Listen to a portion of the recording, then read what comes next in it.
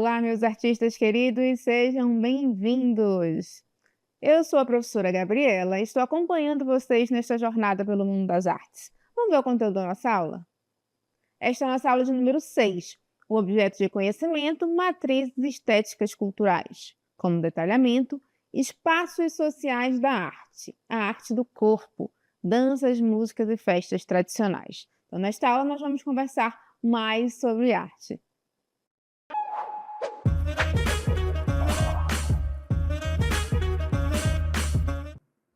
Iniciamos nossa aula aqui em frente ao Museu do Louvre.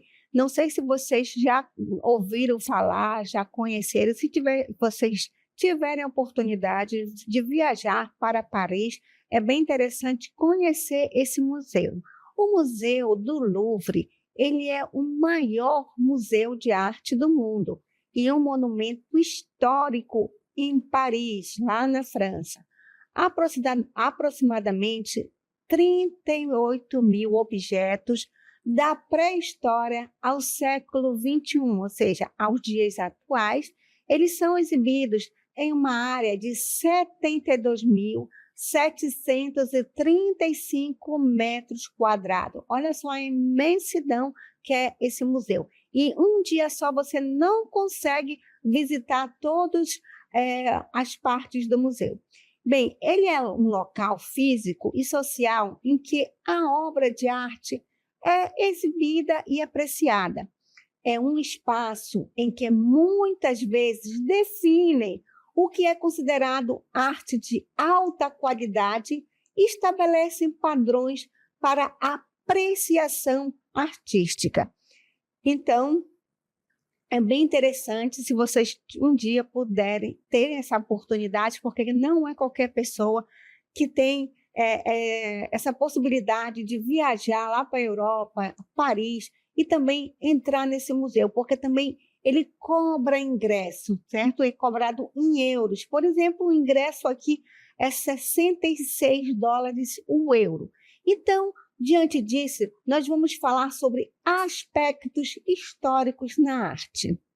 Então, historicamente, a arte ela foi muitas vezes vista através das lentes dos movimentos e períodos predominantes na Europa Ocidental, ou seja, onde está localizado o Museu do Louvre, né, lá no Ocidente, lá na Europa, como o Renascimento, o Barroco e o Modernismo.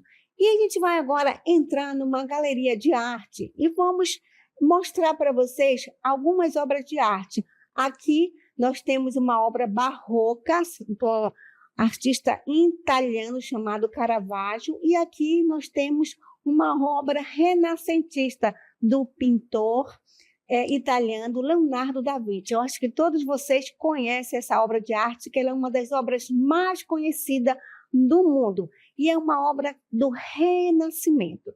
Então, essa obra lá do Renascimento, ela introduziu conceitos de perspectiva e humanismo que dominaram o entendimento europeu da arte.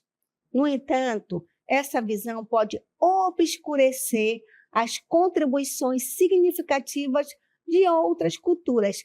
E aqui nós temos, como eu falei para vocês, uma obra mais visitada do Museu do Louvre é a Mona Lisa. Então, essa obra ela é conhecida também como a Gioconda e é a mais notável e conhecida obra de Leonardo da Vinci, um italiano, né, que foi um dos homens lá do Renascimento italiano. Bem, a Mona Lisa, enquanto quadro mais famoso do mundo, ela adquiriu um status de ícone cultural e são numerosas as suas reproduções e utilização na publicidade, objetos do dia a dia e como referência cultural. Então, até os dias de hoje, essa obra é tida como referência na arte, certo? E vamos agora conhecer uma outra obra barroca. Aqui nós temos a Crucificação de Pedro, certo? É uma obra barroca. Então, o barroco, ele por ser desenvolvido em diversos lugares, o estilo barroco ele não possui um caráter homogêneo, ou seja, em cada país ele tem características diferentes. E existem diferenças, entre a produção realizada por cada artista em localidades distintas. Porém, há o predomínio de temas religiosos, como vocês estão vendo aqui, certo? Que é uma passagem da Bíblia, que é a crucificação de São Pedro. Então, a crucificação de São Pedro, do artista Caravaggio, também italiano, a pintura representa um martírio de São Pedro por crucificação. Segundo a tradição, Pedro pediu para ser crucificado de ponta cabeça para que não imitasse Jesus Cristo. Pedro parece mais pesado do que o corpo, como vocês podem ver aqui na imagem. Seu corpo envelhecido faria supor que erguê-lo requer esforço combinado de 3 pessoas, como vocês estão vendo aqui na imagem. Então, essas narrativas desses 2 movimentos artísticos definiram o que é considerado arte elevada e estabelece padrões que ainda influenciam a avaliação e a crítica artística contemporânea, ou seja, até os dias de hoje. E a gente vai avaliar as produções artísticas no decorrer histórico no tempo. Vamos analisar?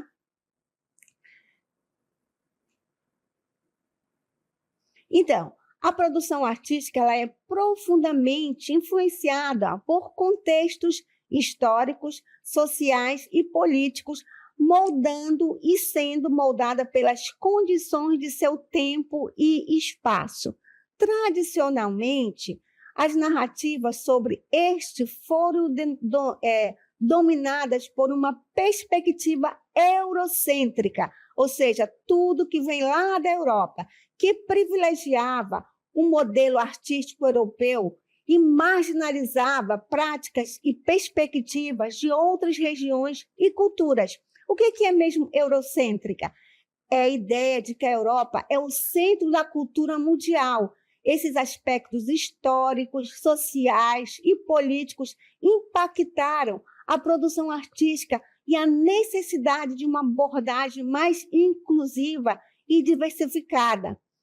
Então, outros tipos de arte, por exemplo, de civilizações, por exemplo, africanas, asiáticas, indígenas, entre outras, elas possuem tradições artísticas ricas e complexas que frequentemente foram ignoradas ou subestimadas por historiadores e críticos europeus.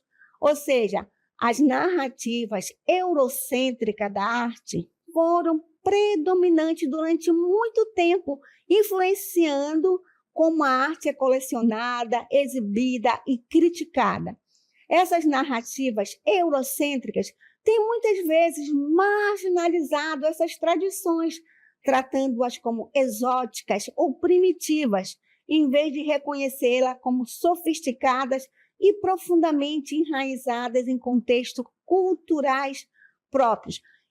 Nós mesmos valorizamos muito o que vem da Europa, que vem de outros países, e não valorizamos nossas raízes, nossa cultura, o nosso artesanato, os artistas locais, né? Isso sempre damos valor ao que vem lá da Europa, ou então da América do Norte, dos Estados Unidos. Então, esses artistas de culturas não europeias muitas vezes enfrentam desafios significativos para serem reconhecidos no cenário artístico global.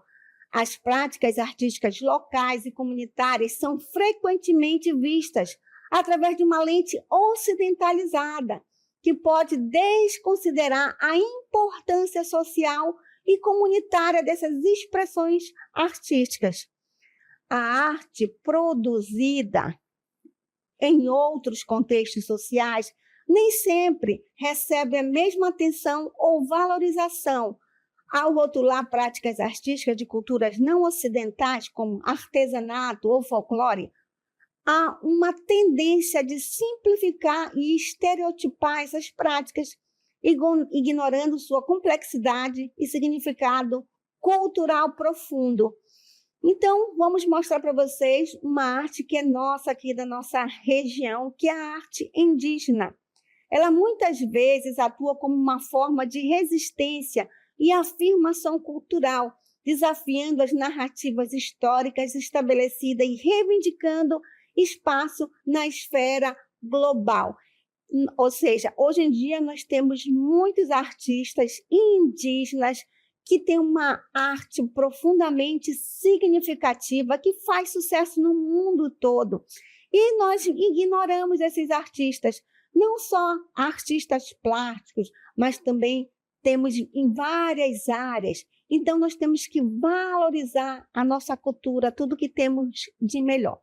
E nós vamos aqui nessa praça aqui de Manaus, certo? Aqui tem artigos artesanais e também produzidos por etnias indígenas, certo? Que é muitas vezes valorizada. Às vezes nós temos até europeus que vêm aqui para Manaus e valorizam muito o nosso artesanato, a nossa cultura, e muitas vezes nós não damos o devido valor. Então, as categorizações tradicionais como arte, artesanato, folclore e design muitas vezes refletem preconceitos culturais e hierarquias que privilegiam outras formas de expressão em detrimento de outros. A divisão entre arte e artesanato pode marginalizar práticas de culturas não ocidentais, que são frequentemente descritas como menos artísticas e mais utilitárias. Isso perpetua a visão de que a arte de alta qualidade, que nós vimos lá, renascentista, barroco, que tudo vem da Europa, é exclusividade da tradição europeia. Então, é essencial reconhecer e valorizar a diversidade das práticas artísticas e culturais ao redor do mundo, tratando-as com a complexidade e profundidade que merece. Então, diante disso, nós vamos conhecer alguns espaços sociais da arte, certo? Onde principalmente artistas e dançarinos mostram sua arte. Então, o que são esses espaços sociais da arte? Eles referem-se a diversos contextos e ambientes em que a arte é produzida, exibida, experimentada, e como esses contextos influenciam e são influenciados pela arte.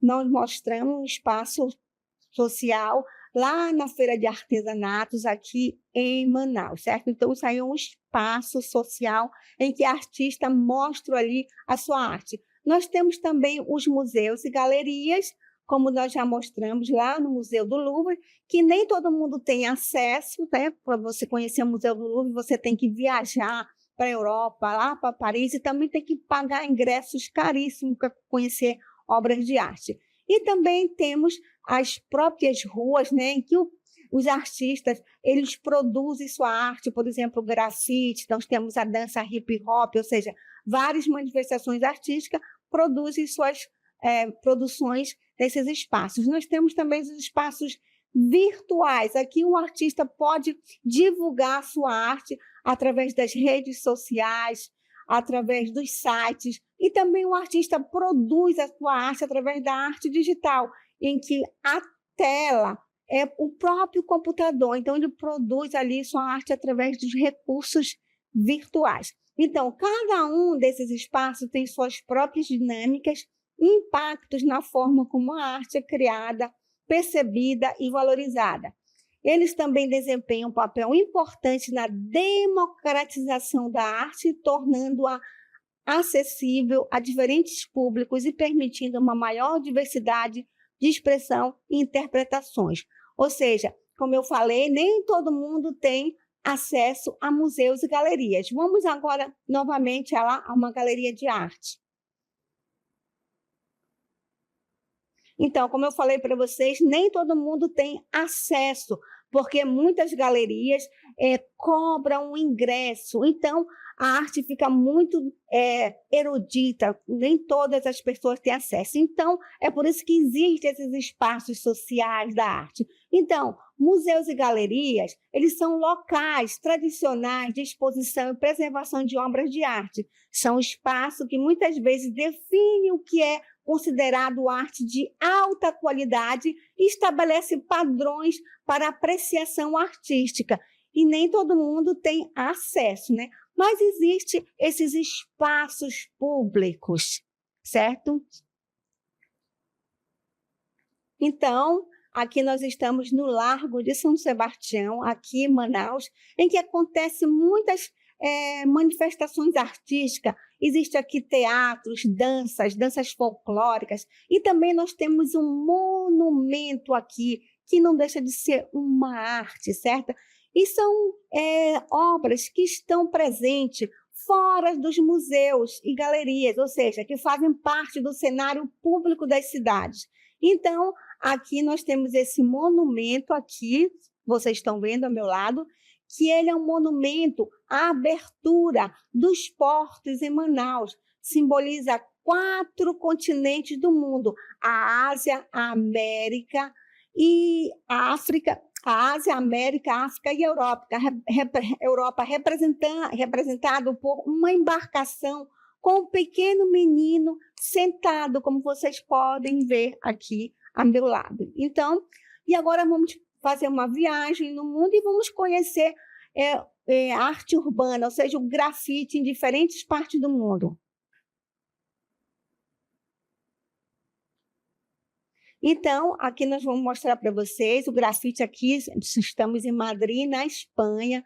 Aqui nós estamos na Alemanha, em Berlim. E aqui nós temos na Ucrânia, certo? Aqui no Santiago, no Chile. Esse aqui é Munique, na Alemanha. Aqui nós temos na Bélgica. Aqui nós temos um grafite em Portugal, em Lisboa. E aqui nós temos um grafite em São Paulo, aqui no Brasil. E aqui nós temos um grafite em Manaus, aqui no Amazonas. Então, como vocês puderam perceber, nós temos grafite em todo mundo. Então, é uma arte urbana que acontece nas grandes cidades. Então, atualmente, o grafite é considerado como uma forma de expressão incluída no âmbito das artes visuais, mais especificamente da arte urbana, em que o artista aproveita as paredes, criando uma linguagem intencional para interferir na cidade. Grafiteiros respeitáveis como os Gêmeos, autores de importantes trabalhos em várias paredes do mundo. Nós temos também Eduardo Cobra, que é conhecido no mundo inteiro, que é um grafiteiro brasileiro, e também nós temos o Raiz, que é um grafiteiro aqui do Manaus, que grafita a identidade cultural do povo amazônico. Então, os espaços virtuais, com o advento da tecnologia digital, muitos artistas e curadores têm explorado plataformas online para exibir e compartilhar arte. Isso inclui redes sociais, sites e galerias virtuais e exposições virtuais. Então, através da tecnologia, você pode conhecer vários museus do mundo, certo?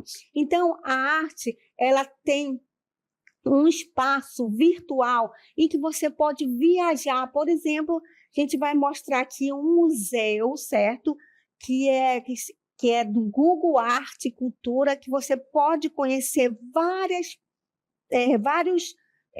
manifestações artísticas. Aqui em Explorar, você pode conhecer aqui vários tipos de arte. Olha, aqui tem categorias, aqui você tem os artistas, os movimentos de arte, você pode conhecer aqui várias, aqui arte contemporânea, arte moderna, romantismo, renascimento, modernismo. Então, através desse site, você conhece todos os artistas e também movimentos artísticos, certo? Então, através da internet, você pode ter acesso a essas galerias que você não tem, por exemplo, como viajar para a Europa, como conhecer o Museu do Louvre, você pode conhecer através do mundo virtual. Então, vamos conhecer outros museus que você pode viajar e conhecer obras de artes. Então, museus que possuem tour virtual no Brasil e no mundo. Oceanário de Lisboa, Pavilhão do Conhecimento, Museu Virtual sobre Aristides de Souza Mendes, Museu Virtual de Ciência e Tecnologia da Universidade de Brasília, Museu Egípcio Global, Museu da Pessoa, Museu do Orsay, Museu de Arte de São Paulo. Então, através da internet, você pode fazer um tour através de todos esses museus. Basta pegar o Google e colocar o nome desses museus e fazer uma viagem. Então, temos também os espaços comunitários, que são locais como centros culturais e casas de cultura, que oferecem um ambiente para a arte local e comunitária, promovendo a participação ativa da população em eventos culturais. E a gente está agora aqui no palco, certo? Que são espaços sociais da arte no contexto da arte do corpo e da dança, que são locais onde a expressão criativa se entrelaça com a dinâmica social, cultural e política. Então, nesse espaço aqui, existem vários espetáculos, tanto de dança como de teatro, e esses espaços são mais do que meros cenários para apresentações. Eles são ambientes vivos que refletem e moldam as interações humanas e as identidades culturais.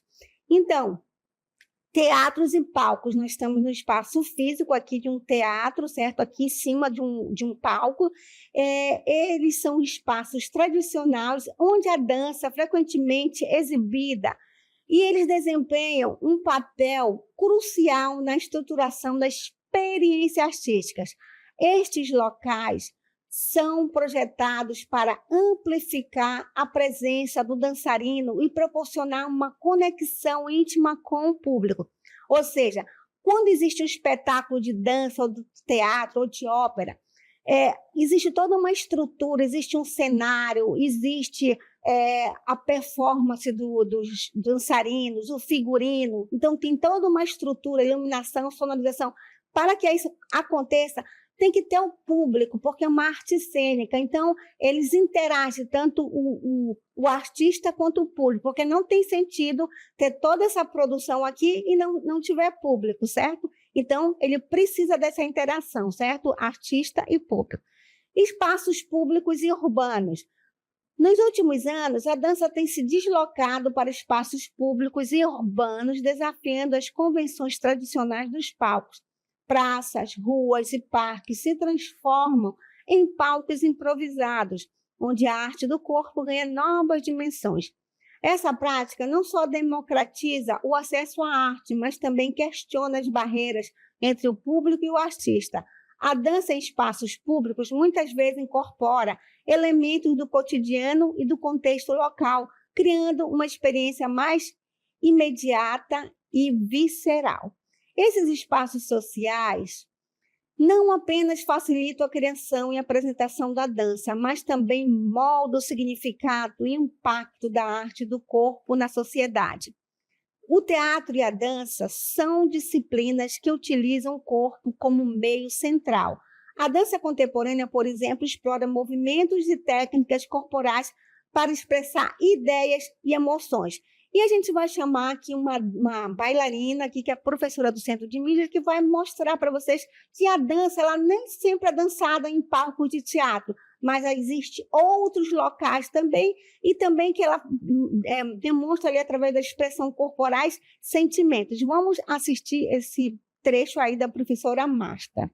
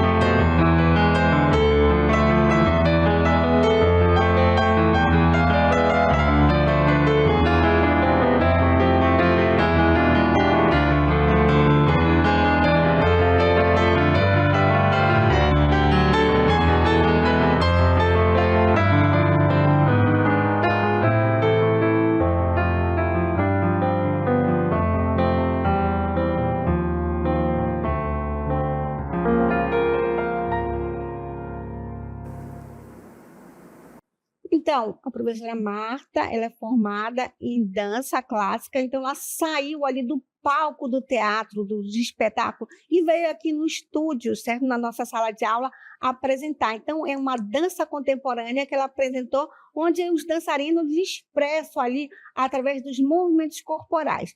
Então, vamos falar agora sobre dança urbana. Dança de rua consiste em uma forma de dança que pode ocorrer em ruas, blocos, parques, locais abertos e clubes. O termo é usado para descrever danças que ocorrem em um contexto urbano.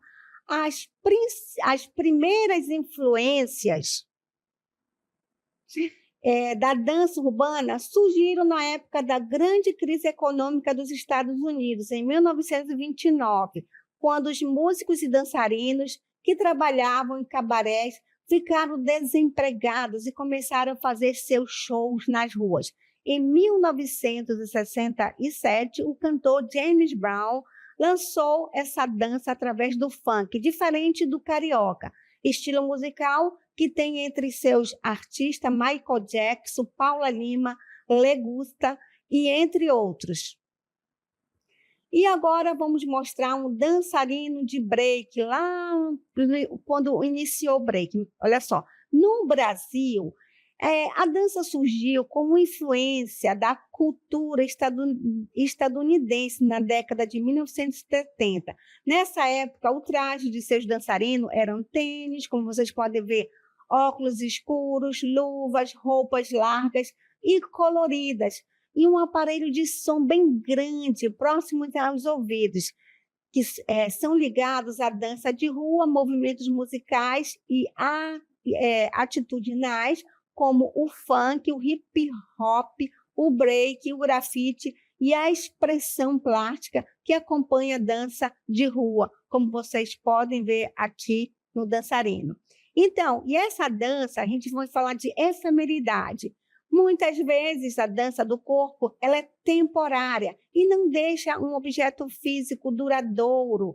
A performance acontece ao vivo e pode ser registrada através de fotografia, vídeo ou documentação escrita. Então, todas as artes cênicas, a gente pode dizer que ela é efêmera, ou seja, ela acontece apenas no momento do espetáculo. Por exemplo, o dançarino pode ser um dançarino de danças folclóricas, pode ser um dançarino de dança clássica, né? Um bailarino, uma bailarina, ou de dança contemporânea. Então, a dança ela acontece só naquele instante onde o dançarino está se movimentando ali através da dança. Depois, quando termina, não existe mais nada, a não ser que seja filmado, como vocês viram a professora Marta aqui no Centro de Mídias, vocês puderam assisti-la